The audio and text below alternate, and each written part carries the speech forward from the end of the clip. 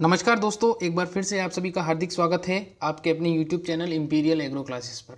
इस वीडियो में हम डिस्कस करने वाले हैं आपका जो एग्रीकल्चर सुपरवाइज़र 2021 का पेपर हुआ है। उसमें आप सब लोगों को पता है कि कुछ क्वेश्चन जो हैं उनमें त्रुटियां हैं, उनमें कुछ गलतियां हैं, जिसके कारण रीट लगकर वो प्रश्न हट सकते हैं। उनके हटने की संभावना लगभग पूरी है। तो डिस्कस करेंगे इस वीडियो में कौन कौन से ऐसे प्रश्न हैं जो हट सकते हैं। तो चलिए शुरू करते हैं। शुरू करने से पहले छोटी सी रिक्वेस्ट है, प्लीज़ वीडियो को लाइक और चैनल को सब्सक्राइब कर दीजिए। फिर शुरू करते हैं हमारी वीडियो।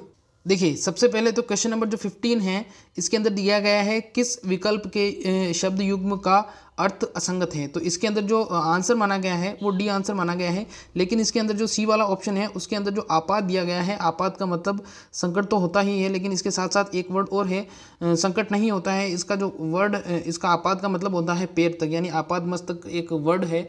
आपात मस्तक हिंदी में पढ़ा होगा आपने, तो उस हिसाब से आपात मतलब संकट नहीं होता है, किताब में दिया हुआ है। तो इस हिसाब से इस प्रश्न के हटने की संभावना है। अब आगे बात करते हैं नेक्स्ट प्रश्न की। अगला प्रश्न है, निम्न में से किसका प्रयोग पशुओं में विरेचक के रूप में किया जाता है। तो यहाँ पर ऑप्शन नंबर ए दिया गया है आपका ऑप्शन नंबर बी दिया गया है अरंडी का तेल, और ऑप्शन नंबर सी दिया गया है मैग्नीशियम सल्फेट। तो देखिए, अरंडी का भी इस्तेमाल किया जाता है और मैग्नीशियम सल्फेट का भी इस्तेमाल किया जाता है। तो इस प्रश्न के डिलीट होने की पूरी संभावना है। फिर अगले प्रश्न की मैं बात करूँ तो अगला प्रश्न देखिए कौन सा है। अगला प्रश्न है, निम्न में से बकरी की विदेशी नस्लें। अब ऑप्शन नंबर डी देखिए, सी नंबर जो है वो है बारबरी और डी है टोगनबर्ग। अब जो बारबरी है, बारबरी का उत्पत्ति स्थान क्या माना जाता है? बारबरी का उत्पत्ति स्थान माना जाता है सोमालिया। बर्बरी सोमालिया का बर्बरा क्षेत्र, यानी इसका उत्पत्ति स्थान जो है वो क्या है? अफ्रीका है, ठीक है। और जो टोगनबर्ग है उसका उत्पत्ति स्थान क्या है? उसका उत्पत्ति स्थान है स्विट्जरलैंड। तो इस हिसाब से इस प्रश्न के डिलीट होने की भी पूरी संभावना है, क्योंकि बारबरी और टोगनबर्ग दोनों ही कौन सी नस्लें हैं? दोनों ही विदेशी नस्लें, ठीक है। अगले प्रश्न की बात करते हैं। देखिए, नेक्स्ट प्रश्न जो है वो भी थोड़ा इसी प्रकार का क्वेश्चन है। क्वेश्चन पूछा गया है कि विश्व की सबसे ऊनी लोकप्रिय ऊनी भेड़ का नाम बताना है। तो अब यहाँ पर दिया गया है ऑप्शन नंबर बी में मेरिनो और ऑप्शन नंबर डी में दिया गया है रेम्बोलिएट।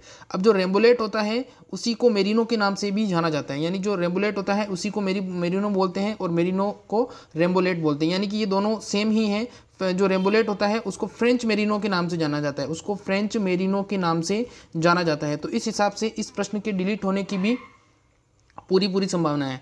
तो देखिए, ये जो कुछ प्रश्न मैंने बताए ये बिल्कुल डिलीट होने की पूरी संभावना है, क्योंकि इन प्रश्न में त्रुटियां हैं। और बिल्कुल जब बोर्ड पेपर लेता है तो लगभग 7 से लेकर 8 क्वेश्चन, हमेशा वो उसकी रणनीति रहती है कि 7 से 8 क्वेश्चन वो जानबूझकर गलत बनाता है, जिससे जो स्टूडेंट होते हैं उनका जो छटनी की जा सके आसानी से।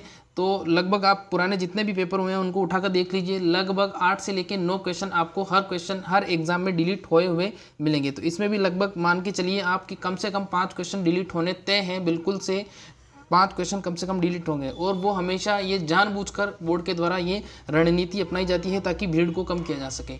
तो ये वीडियो आपको कैसी लगी, प्लीज़ वीडियो को लाइक करना और चैनल को सब्सक्राइब जरूर करिएगा। Thank you.